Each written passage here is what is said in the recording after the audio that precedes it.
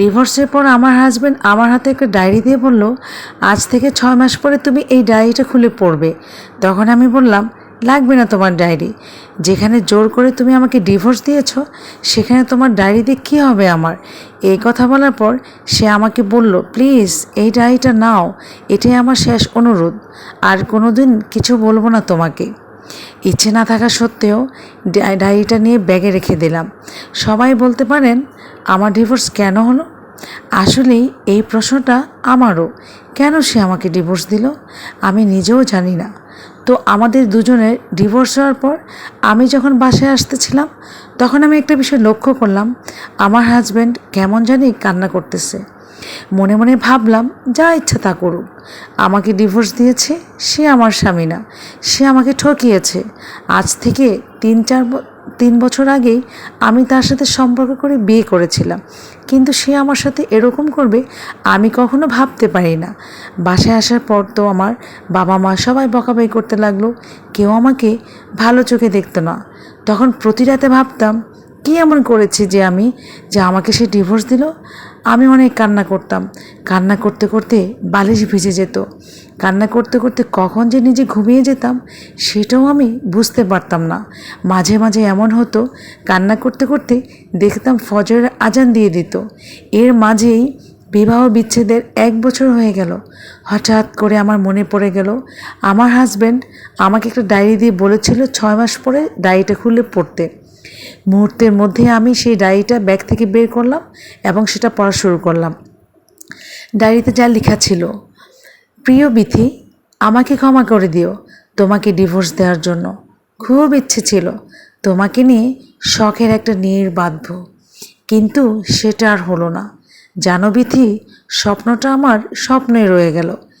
তুমি না জানতে চেয়েছিলে কেন তোমাকে ডিভোর্স দিলাম? কেন ডিভোর্স দিয়েছিলাম? তাহলে শোনো। আমার ব্লাড ক্যান্সার ধরা পড়েছিল। ডাক্তার আমাকে বলেছিল আমি সর্বোচ্চ 4 মাস বেঁচে থাকব, এরপর হয়তো বা দুনিয়াতে আমি থাকতেই পারবো না। এই কথাটা শোনার পরে কি করব আমি ভেবে পাচ্ছিলাম না। ভাবলাম, এই কথাটা যদি তুমি আমার থেকে জানতে পারো তাহলে তুমি আমার থেকে আরও বেশি কষ্ট পাবে। আমি চাইনি তোমাকে কষ্ট দিতে, কারণ এই পৃথিবীতে তুমিই একমাত্র ব্যক্তি যে আমাকে সবচাইতে বেশি ভালোবাসো।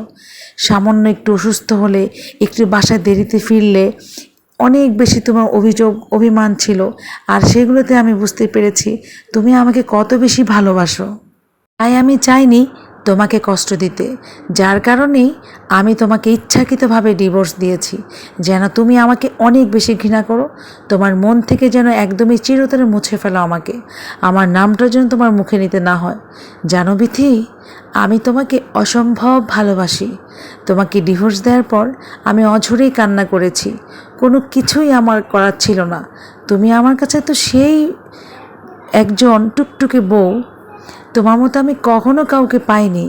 যদি আবারও পুনর্জন্ম বলে কিছু থাকে আমি তোমাকেই চাইব, কিন্তু সেটা তো আর সম্ভব না। জানো, আমি যখন এই চিঠিটা পড়ছিলাম তখন আমি আমার নিজের মাঝে হারিয়ে গেলাম, আর নিজেকে ঠিক রাখতে পারলাম না। আচ্ছা বলেন তো দেখি, আমার জীবনের সব থেকে বড় ভুল কোনটা? আমি যদি বাসায় এসে এই ডায়েরিটা খুলে দেখতাম তাহলে সেদিনই হয়তোবা সব কিছু জেনে যেতে পারতাম, হয়তোবা শেষ কয়েকদিন আমি আমার হাজব্যান্ডের সেবা যত্ন করতে পারতাম। কিন্তু মনে এতটাই ঘৃণা ছিল যে ডায়েরিটা একবারের জন্য খুলে পড়ে দেখব মন টানতো না। জানেন, আমার স্বামী আমাকে খুব ভালোবাসতো। কোনো দিন যদি আমি রাগ করতাম সে আমার রাগ না ভাঙিয়ে খাবার খেত না। সে আমাকে এত বেশি ভালোবাসতো, আমাকে অনেক বেশি সাপোর্ট করতো, ঘুরতে নিয়ে যেত। আমি যা যা বায়না করতাম সেগুলোকে ফিল আপ করার জন্য সে আমাকে খুব চেষ্টা করতো। একটা মেয়ে ডিভোর্সের পর কেউ কখনো তাকে বসিয়ে খাওয়ায় না।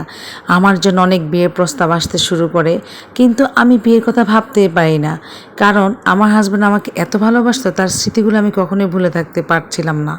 এতক্ষণে যে কথাগুলো শুনতেছিলেন এগুলো একটা আপুর জীবনের কাহিনী। আমরা মানুষ কতই না অদ্ভুত, আমরা না জেনে না বুঝে একটা মানুষকে ভুল বোঝা শুরু করি। আমাদের সবসময়